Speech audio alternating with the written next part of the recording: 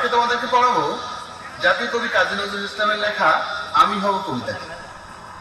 আমি হব সকালবেলার পাখি, আমি হব সকালবেলার পাখি, সবার আগে কুসুম বাগে উঠবো আমি ডাকি, সবার আগে কুসুম বাগে উঠবো আমি ডাকি, সূর্যি মামা জাগার আগে উঠবো আমি জেগে, সূর্যি মামা জাগার আগে উঠবো আমি জেগে, হয়নি সকাল ঘুমো এখন মা বলবেন রেগে, হয়নি সকাল ঘুমো এখন মা বলবেন রেগে। আজ এ পর্যন্তই, সবাই ভালো থাকো, আল্লাহ হাফেজ। আল্লাহ হাফেজ।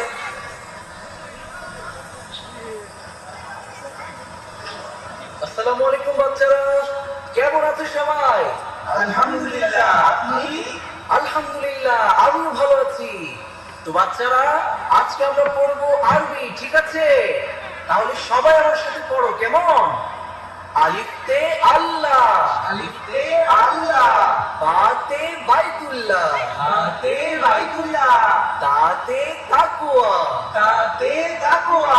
ঠিক আছে বাচ্চারা, আজকে এ পর্যন্তই, ঠিক আছে? জি স্যার।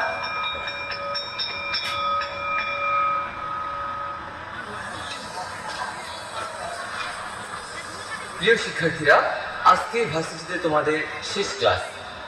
গ্রাজুয়েশন শেষ করার মধ্য দিয়ে বিভিন্ন সিভিল সার্ভিসে যুক্ত হয়ে তোমরা দেশকে সেবা দেবে। তবে আমি সন্দিহান কোটার এই বাজারে মেধার সঠিক মূল্যায়ন হবে কিনা।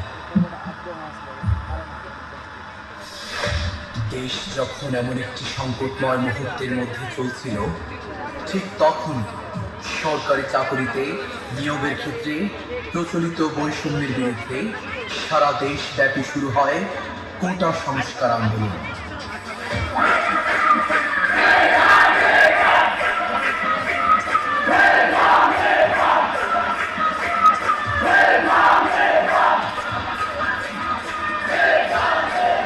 শিক্ষার্থীরা যখন রাজপথের আন্দোলনে ব্যস্ত, তখন ক্ষমতার মসনদে বসে তৎকালীন প্রধানমন্ত্রী শিক্ষার্থীদের উদ্দেশ্য করে উপহাসের স্বরে বলেন, তো কোটা আর মেধা তো এক জিনিস না। তার মানে কি মুক্তিযুদ্ধের সন্তান নাতিপুতিরা কেউ মেধাবী নেই, যত রাজাকার বাচ্চারা নাতিপুতি হলো মেধাবী, তাই না? তার এই বক্তব্যের জবাবে আন্দোলনে যুক্ত হয় এক নতুন ঐতিহাসিক স্লোগান।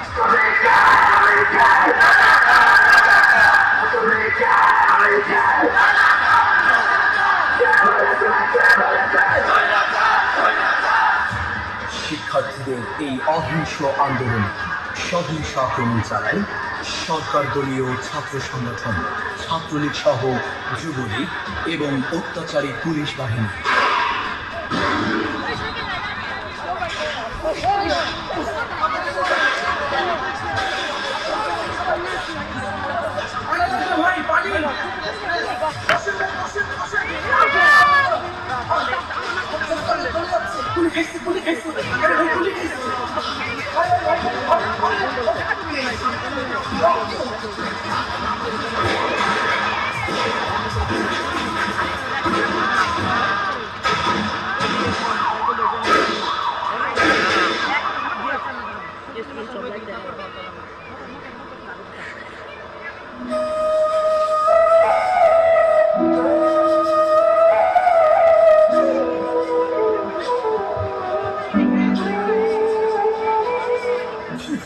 ছিল আমাদের, আমরা তো ন্যায্য অধিকার চেয়েছিলাম, বিনিময়ে আমাদের ওয়াহিদের লাশ বানিয়ে দিল। এর নাম কি স্বাধীনতা?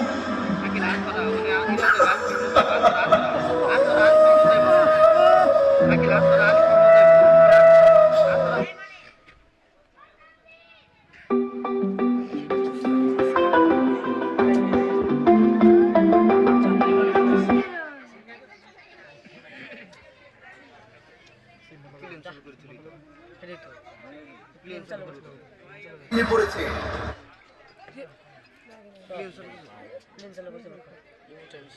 আমাদের রক্ত জমিনে পড়েছে, আমরা আর ঘরে ফিরে যাব না। আমাদের এখন আর 9 দফা নয়, আমাদের এখন দাবি 1 দফা।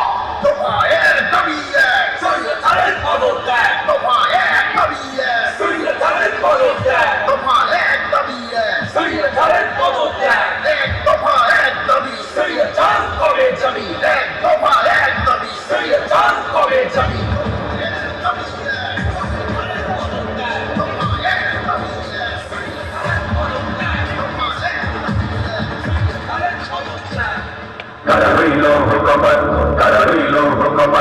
ভেঙে ফেলে গর্বে লোপাতে রক্ত জমাতে শীতল পূজার পাশানে বেদি ওরে ও তরুণ নিশান ওরে ও তরুণ নিশান বাজা তোর প্রণয় নিশান বংশ নিশান তরুণ প্রাচীর প্রাচীর বেদি কারা রইল ভগবান কারা রইল ভগবান কারা রইল ভগবান কারা রইল ভগবান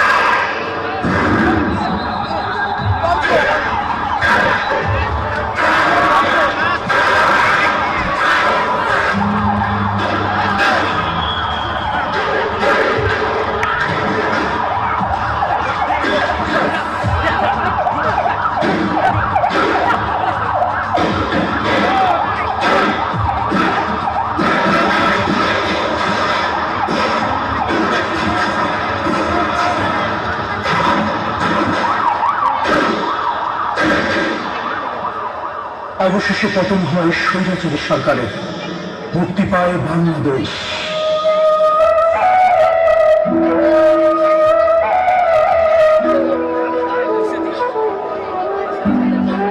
আমাকে আমাকে চিনতে পারছেন আপনারা?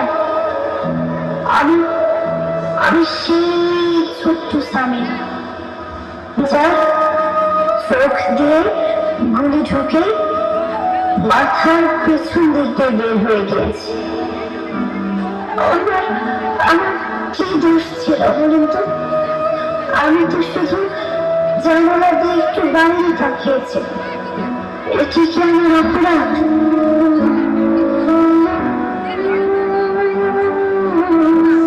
আর আমি তো পানি বিলাতে গেছিলাম। পানির অপর নাম নাকি জীবন। শেষে যে নিজের জীবনটাই বিলিয়ে আসতে হলো। আমাকে মনে আছে আপনাদের? আমি আপনাদের মুগ্ধ। পানি লাগবে? পানি ভাই, পানি লাগবে? পানি।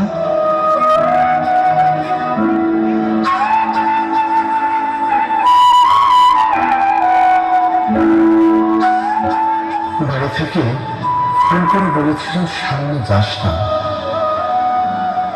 ওরা তোকে মেরে ফেলবে।